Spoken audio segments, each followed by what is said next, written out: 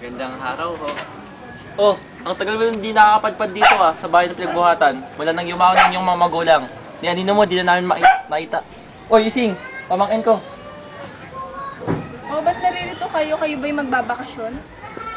Hindi ho, napagdesisyonan na po namin ni David na dito na manirahan. Ano naman tulak sa inyo para mapirmi dito? Marami hong dahilan, Tiyo. Una ho, ay napakahirap ng buhay sa Maynila. Wala nga po kaming pirming tirahan.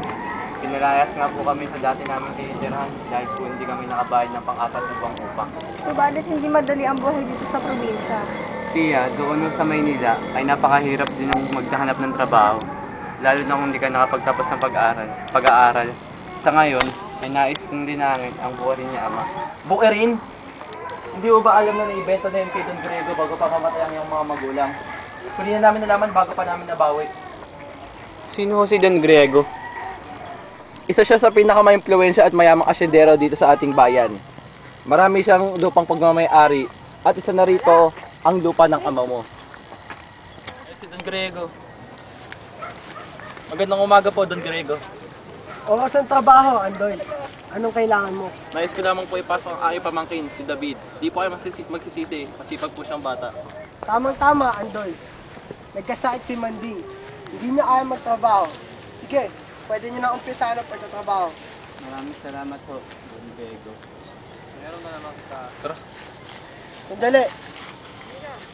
Ang patakaran ko dito ay 80% ang mapupunta sa akin at ang mga natira ay para sa mga trabahador. Ho?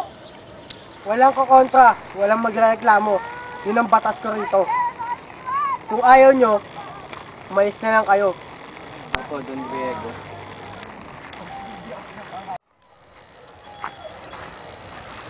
Don Griego, pag pumahining nga na-istorbo kayo, ano bang kailangan mo, Nestor? Maaari po ba makabali ng 3,000? Kailangan lang talaga eh. Yung sa ito ang anak ko. Bumalik ka na yan sa trabaho mo. Dahil wala kang mapapala sa akin. Wala akong may bibigay sa'yo. Pero Don Griego, maawa na ho kayo. Pagkatrabaho mo naman po ang pera ibibigay niyo. Napakatigas ng ulo mo. Pag sinabi ko wala, wala! Sige na ho, Don Griego. Kailangan lang po talaga ng anak ko. Baka ho mamatay siya. Pag di mo ako tinigilan, makikita mo hinahanap mo. Tama na ho, Don Griego! Wag ho! Wag ho! Masalamat ka. Dahil di kita napatay. Malupit ka, Don Griego. Wala ka kasing sama. Makakarma ka rin, makakarma ka. Tama na, Nestor! Ano po bang gusto niyong gawin ko, Don Griego? Wala. Hayaan mo na sila.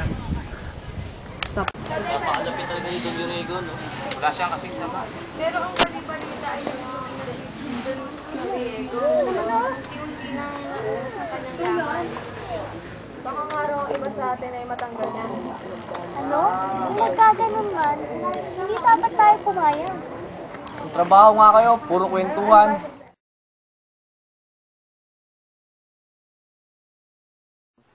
Magandang araw sa inyo. Nagpatawag ako ng pulong dahil sa meron akong importante sasabihin. Nalulugi na ako. Ang ating bukirin. Maraming nasirang pananim dahil sa bagyong Enteng. Don Griego, huwag na ho kayo magpaligoy-ligoy pa at ipunto nyo na ang nais nyo mangyari. Simple lang naman. Kukuha lang naman ako ng mga makabagong makinarya para mapabilis ang produksyon sa aking bukirin. Tatanggalin ko lang naman ang ilan sa inyo. Hindi naman po atang makatao yung desisyon nyo. Paano naman po kaming umaasa lang sa bukurin kung tatanggilin nyo kami? Hindi na lang ho namin ang sipag namin. Huwag na ho kami tanggalin sa aming tungkulin. Pero anong laban ng sipag at lakas nyo sa mga makinarya na hindi napapagod? Ngunit dugod pawis lang inalay namin para dito. Kami ang naghirap at nagdinang ng bukirin. Ngunit kami pa ang mawawalan at di makikinabang. Napakalapit niyo talaga, Don Griego. Napakasama nyo. Tapos na ang diskusyong ito. Kung ano ang sinabi ko, yun ang masusunod. Magsiuwi na kayo at bukas palalaman niyo kung sino ang mga analis at kunin niyo na rin ang huling pasahod para sa inyo. Mga tarungan yun. Papayag ba tayo magpaabuso? Hindi! Di kami papayag! Lumabas ka dyan! Lumabas ka dyan! Lumabas ka dyan!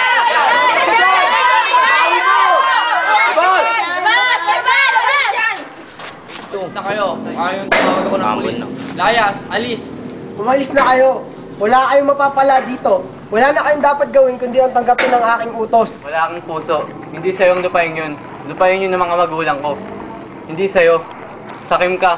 Sakim. Hindi ko ito ninakaw. Sinanla nila ito, kaya akin ang lupain ito. Lumayas na kayo kung ayaw nyo dumanak ang dugo. Siya pala ang anak ng kapaslupang yun. Siya ko pala ang anak na patay niyo noon. Oo, kaya di dapat nyo malaman yung patayin nyo siya kaagad. Kaya ka, demonyo ka. Pinatay mo ang mga magulang ko, dapat ka mamatay. David, hayaan mo ng batas ang dumos ka sa kanya.